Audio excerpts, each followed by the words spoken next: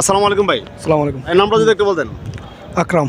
আচ্ছা, আপনারা হয়তো দেখতে পেয়েছেন সাম্প্রতিক সময়ে যারা বাংলাদেশ থেকে জরুরি মেডিকেল অথবা জরুরি কাজে ইন্ডিয়াতে যাচ্ছে, তাদের পাসপোর্টগুলো জব্দ করে ভারতীয় মিডিয়া শিখিয়ে দিচ্ছে যে হচ্ছে বাংলাদেশের সংখ্যালঘু নির্যাতন হচ্ছে এবং মানে খুবই নিপীড়ন অবস্থা চলছে।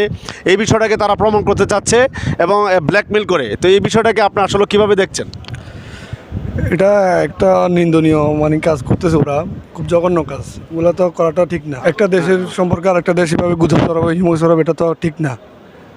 আচ্ছা আচ্ছা, তো যেভাবে আগ্রাসন করছে বাংলাদেশে এবং হচ্ছে আমরা স্বাধীন সার্বভৌম একটি দেশ, সেই দেশের উপরে তারা যেভাবে হস্তক্ষেপ করছে, এই বিষয়টাকে আপনি কিভাবে দেখছেন? আসলে এটা কোনোভাবে মেনে নেওয়ার মতো বিষয় না। এটা অত্যন্ত নিন্দনীয় কাজ করতেছে ওরা।